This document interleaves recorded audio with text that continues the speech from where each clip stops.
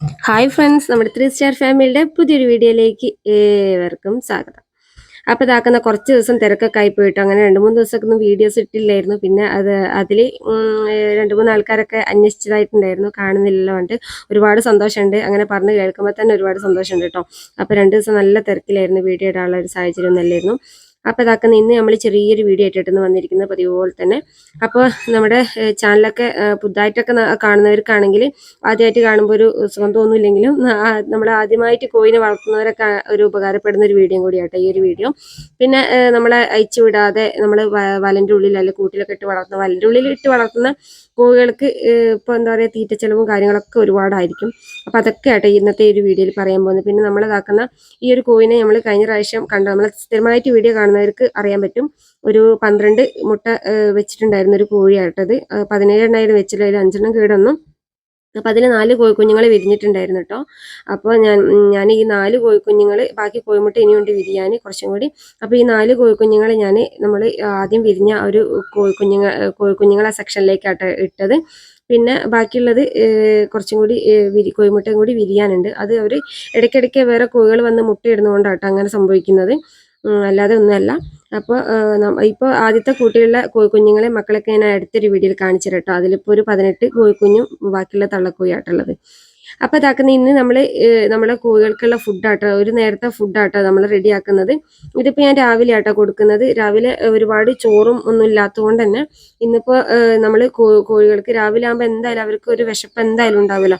അവർക്ക് എത്ര കൊടുത്താലും രാവിലെ മതിയല്ലോ. അപ്പോൾ അതുകൊണ്ട് രാവിലത്തെ ഒരു തീറ്റ പറയുന്നത് നല്ലതുപോലെ നമ്മൾ കൊടുക്കുക. പിന്നെ ഒരു ഉച്ചയാകുമ്പോൾ ഞാൻ ഇവിടെ കൊടുക്കാറുണ്ട്. പിന്നെ അതേപോലെ വൈകുന്നേരം.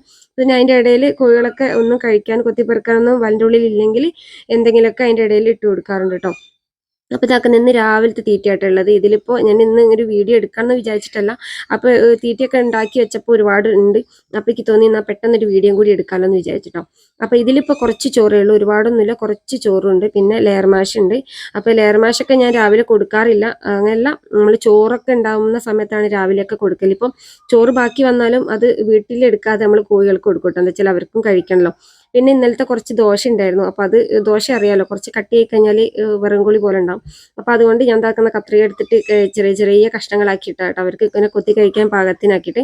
പിന്നെ കുറച്ച് ഇതേപോലെ പഴം ചീഞ്ഞതൊക്കെ ഉണ്ടായിരുന്നു കേട്ടോ. പിന്നെ അതേപോലെ പഴത്തൊലി ഉണ്ടായിരുന്നു. അപ്പോൾ അതൊക്കെ ഉണ്ടായിരുന്നു കേട്ടോ. അപ്പോൾ അതൊക്കെ ഇങ്ങനെ വെറുതെ കൊടുത്താൽ അവരിങ്ങനെ കൊത്തി ഇങ്ങനെ കുടഞ്ഞ് ഇങ്ങനെ കളയാന്നല്ലാതെ അവർ വലിയ തോതിലൊന്നും കഴിക്കില്ല. അപ്പോൾ അവർക്ക് കഴിക്കാനും കൂടി ഒരു എളുപ്പമായിക്കോട്ടെ എന്ന് വിചാരിച്ചിട്ടാട്ടോ നമ്മൾ പഴത്തൊലിയും അതേപോലെ ചീഞ്ഞൊരു പഴത്തിൻ്റെ ഇതൊക്കെ കൂടി ഇങ്ങനെ കട്ട് ചെയ്ത് കൊടുക്കുന്നത്. കട്ട് ചെയ്ത് കൊടുക്കുമ്പോൾ അവർക്ക് കഴിക്കാൻ ഒരു എളുപ്പമാവല്ലോ എന്ന് വിചാരിച്ചിട്ടോ. പിന്നെ ഇത് ഇന്നലത്തെ കുറച്ച് പപ്പായൻ്റെ ഇതായിരുന്നു കേട്ടോ. അപ്പോൾ ഞാൻ അത് എടുത്ത് വെച്ചായിരുന്നു. അപ്പോൾ സാധാരണഗതിയിൽ ഞാൻ നമ്മളെ ബ്ലാക്ക് സോൾജർ അതിൽ വേസ്റ്റിലേക്കാണ് ഇടൽ. അപ്പോൾ നമ്മളിപ്പോൾ വീട്ടിൽ എന്തുണ്ടെങ്കിലും കളയില്ല കേട്ടോ. അന്നിലേ കോഴിക്ക് കൊടുക്കും. കോഴി അറിയാലോ, എന്ത് കിട്ടിയാലും അവർ കഴിച്ചോളും. നമ്മൾ കോഴിക്കൂടിൻ്റെ ഉള്ളിലേക്ക് അവർക്ക് കഴിക്കാൻ പാകത്തിന് ഇട്ട് കൊടുത്താൽ മാത്രം മതി. അപ്പോൾ ഇതാക്കുന്ന ഞാൻ പപ്പായൻ്റെ ഇതും, ഇപ്പോൾ ഇവിടെ പപ്പായ ഇപ്പോൾ അത്യാവശ്യം പപ്പായയുടെ ഇലയൊക്കെ കിട്ടാനുള്ളത് കൊണ്ട് ഞാൻ നന്നായിട്ട് നമ്മളെ കോഴികളുടെ ഫുഡിലേക്ക് ചേർത്ത് കൊടുക്കാറുണ്ട് കേട്ടോ. അപ്പോൾ ഇതാക്കുന്ന ഇത് ഞാൻ ഉപ്പേരിക്ക് എടുത്തതിൻ്റെ ബാക്കി കുറച്ച് തൊലിയും അതേപോലെ കുറച്ച് ഒരു പപ്പായൻ്റെ ഒരു കഷ്ണം 1-2 കഷ്ണം കൂടി ഉണ്ട്. അപ്പോൾ അതും കൂടി ഇതാക്കുന്നത് ഇതേപോലെ കുഞ്ഞ് കഷ്ണങ്ങളാക്കി, ഒരുപാട് കുഞ്ഞ് കഷ്ണങ്ങളാക്കുന്നില്ല, എന്നാലും ചെറിയ രൂപത്തിൽ നമ്മൾ മിക്സിയിലൊക്കെ ഒന്ന് ഇട്ടിട്ട് ഒന്ന് ഒതുങ്ങാൻ കണക്കാക്കിയിട്ടാട്ടോ അരിയുന്നത്. പിന്നെ നമ്മളെ കോഴിയുടെ ഭക്ഷണത്തിൽ നമ്മൾ തീറ്റച്ചെലവ് കുറയ്ക്കുക എന്ന് പറഞ്ഞാൽ ഏറ്റവും വലിയ ടാസ്ക് കേട്ടോ.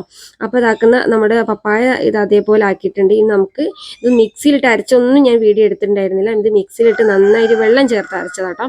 കാരണം എന്താ വെച്ചാൽ നമ്മൾ തവിടും അതേപോലെ എയർ മാഷൊക്കെ ഉള്ളത് കൊണ്ട് തന്നെ ഇതൊക്കെ അതിൽ ആ ഒരു പൊടീൻ്റെ ഉള്ളിൽ മിക്സ് ആയിട്ട് വെള്ളത്തിൻ്റെ അംശമൊന്നും വലിയ തോതിൽ ഇല്ലാത്ത രീതിക്കാട്ടോ വെച്ച്. പിന്നെ അതുമല്ല, ഈ പപ്പായയുടെ തൊലിയൊക്കെ ഇട്ട് അടിക്കുമ്പോൾ നമ്മൾ മിക്സി പെട്ടെന്ന് ആ ജാറ് കേട് വരിക ചെയ്യുന്നത്. അതുകൊണ്ട് ഞാനിപ്പം ഇലകളാണെങ്കിൽ അരയ്ക്കുന്ന കൂട്ടത്തിൽ കുറച്ച് വെള്ളം ചേർത്തിട്ടാട്ടോ അരയ്ക്കുന്നത്. ആദ്യമൊന്നും ഞാൻ വെള്ളം അത്ര ചേർക്കില്ലായിരുന്നു. ഇപ്പോൾ ഞാൻ വെള്ളം മിക്സി കേടുന്നതിന് ശേഷം ഞാൻ വെള്ളം കൂട്ടിയിട്ടാട്ടോ ഞാൻ അരയ്ക്കുന്നത്. പിന്നെ നമ്മൾ കഴിയുന്ന നമുക്ക് കിട്ടുന്ന നമ്മളെ പരിസരത്ത് കിട്ടുന്ന അല്ലെങ്കിൽ തീറ്റച്ചെലവ് എങ്ങനെ കുറയ്ക്കുക അതാണ്. അപ്പോൾ വലിപ്പം ഞാൻ പുറത്തേക്ക് അയച്ചു വിടുന്നതുകൊണ്ട് തന്നെ ഞാൻ അത്ര ഒരു വിഷമം അറിയില്ലായിരുന്നു. നമ്മൾ പുറത്തേക്ക് അയച്ചു വിടുന്ന സമയത്ത് തീറ്റച്ചെലവിൻ്റെ ഇത് ഞാൻ ഇടയ്ക്കിടയ്ക്ക് കൊടുക്കാറുണ്ട്. പിന്നെ ഇടയ്ക്കിടയ്ക്ക് നിങ്ങൾക്ക് ഈ ഒരു വീഡിയോ ഇങ്ങനെ കാണിക്കുമ്പോൾ ഒരു ബോറേടല്ലോ, ഇതന്നെ കഴിക്കുക കോഴികൾക്ക് കൊടുക്കാനുള്ളൂ എന്ന് വിചാരിച്ചിട്ടൊരു ബോറായിക്കല്ലോ എന്ന് വിചാരിച്ചിട്ടാട്ടോ. അപ്പോൾ ഇന്ന് ചെറിയൊരു വീഡിയോ പെട്ടെന്ന് എടുക്കുന്നത്.